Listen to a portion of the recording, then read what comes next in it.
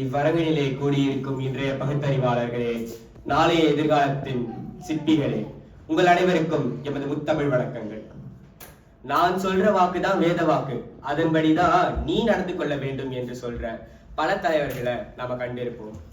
இப்பேற்பட்ட தலைவர்களுக்கு மத்தியில நான் சொல்றத நம்பாத, அதன்படி நடக்கணும்ட்டு உடனே இறங்கி விடாத, என்ன செய்ய வேண்டுமானால் சொல்றத சிந்திக்க வேண்டும், அது சரியா தவறா என்று ஆராய வேண்டும் என்று தான் கூறிய கருத்தாக இருந்த போதிலும் அதை பகுத்தாராய்ந்த பின்னரே நம்ப வேண்டும் என்று 94 அகவே என்ற முதிர்ந்த நிலையிலும் பகுத்தறிவினை முழக்கங்களாய் போதித்த தலைவர் தான் தந்தை பெரியார் அவர்கள். இப்பேற்பட்ட தலைவர் 1949ஆம் ஆண்டு தன்னுடைய கருத்துக்களை பொன்மொழி என்று தலைப்பிட்டு ஒரு புத்தகமா வெளியிடுகிறார்.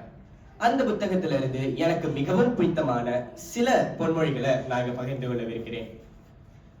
நம்ம எல்லாருக்குமே அறவழிய காட்டி நன்னெறிகளை ஊட்டி நம்மளை எப்படி வாழணும்னு கத்துக் கொடுக்கிற நூல் எதுன்னு கேட்டா நம்ம அனைவரோட மனத்திலையும் வர முதல் நூல் திருக்குறள் நூல் தான்.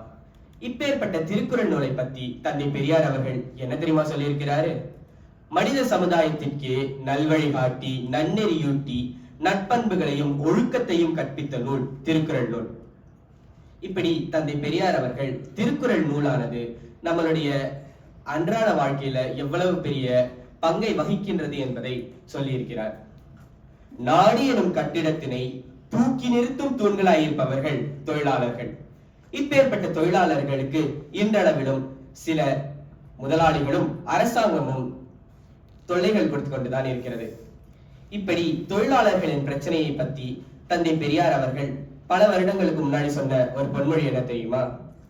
தொழிலாளர்கள் பிரச்சனை என்பது உலக மக்களின் பிரச்சனையே, அதாவது உலக மக்களுடைய வாழ்வை சிற்பிக்கிறதுல பெரும் பங்கு வகிக்கின்ற தொழிலாளர்கள் ஒரு பிரச்சனைனா அது வெறும் தொழிலாளர்களோட பிரச்சனை மட்டுமல்ல, உலக மக்களாகிய நம் ஒருவரின் பிரச்சனை என்று தந்தை பெரியார் அவர்கள் சொல்லி இருக்கிறார்.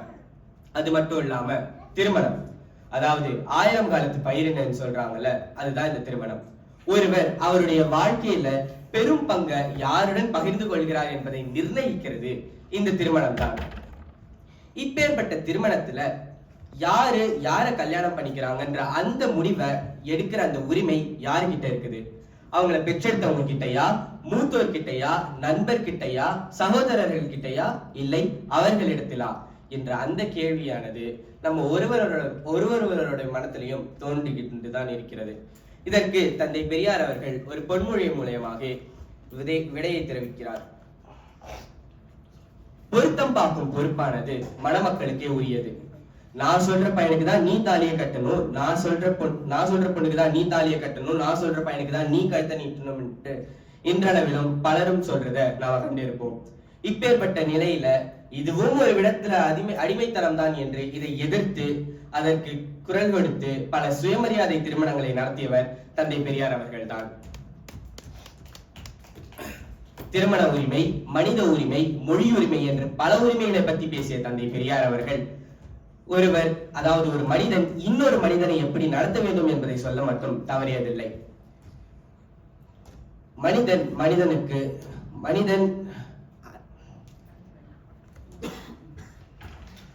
மனிதர்கள் அனைவரும் சமம்.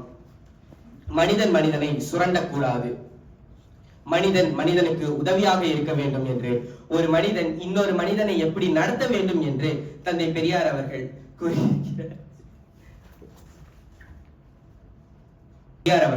கூறியிருக்கிறார். இறுதியாக ஒரு பொன்மொழியை கூறி என் உரையை முடித்துக் கொள்ள விரும்புகிறேன். இந்த பொன்மொழியானது ஒரு இளைஞனாக என் சிந்தனையை வடிவமைப்பதில் ஒரு பெரும் பங்கினை ஆற்றியது. இன்னும் சொல்ல போனால் காலங்கள் கடந்தாலும் எத்தனை வருடங்கள் முடிந்தாலும் இந்த பொன்மொழியின் முக்கியத்துவமானது முடிவடைந்திருக்காது. அந்த பொன்மொழிதான், யார் சொல்லி இருந்தாலும் எங்கு படித்திருந்தாலும் நானே கூறினாலும் உன் புத்திலும் பொது அறிவுக்கும் பொருந்தாத எதையும் நம்பாதே. இன்றளவிலும் மக்களை தவறான பாதையில இழுத்து செல்ற தவறான கருத்துகள் இருந்து கொண்டேதான் இருக்கிறது. இந்த கருத்துக்களானது நம்ம மனத்துக்கும் செவிக்கும் விழிகளுக்கும் கவர்ச்சி அடையுமான ஒரு விதத்திலேயே அமைஞ்சிருக்கலாம். இருந்தாலும் அதை நம்ம உடனே நம்பிவிடக்கூடாது. அதுவும் முக்கியமாக இந்த சமூக வலைத்தளங்கள் நிறைஞ்ச ஒரு காலத்துல நமக்கு மனம் கவர்ந்தவர்கள் கூட நம்மளை தவறான பாதையில இழுத்து செல்லக்கூடிய அந்த அபாயமானது இருந்து கொண்டேதான் இருக்கிறது. அப்போ நம்ம பார்க்கிற எந்த கருத்தாக இருந்தாலும் அதை ஆழமாக பகுத்து ஆராய்ந்து அதற்கு பின்னே தான் அதை நம்ப வேண்டுமா வேண்டாமா என்பதையே முடிவெடுக்க வேண்டும். இறுதியாக தந்தை பெரியார் அவர்கள் அவருடைய உரையில் சொன்னது போலதான், பழங்கால நிகழ்வுகளை பேசி மட்டும் எந்த பிரயோஜனமும் இல்லை. அதனால தந்தை பெரியார் அவர்கள் கூறிய எழுத்துக்களை படிச்சதோட மட்டும் நிறுத்தி கொள்ளாமல் அதன்படி நம் வாழ்வினில் அவர் கூறிய ஒரு எழுத்துக்கும் உயிர் கொடுக்க வேண்டும் என்று அவையோரிடம் கோரி நன்றி கூறி விடை பெற்றுக் கொள்கிறேன். நன்றி, வணக்கம்.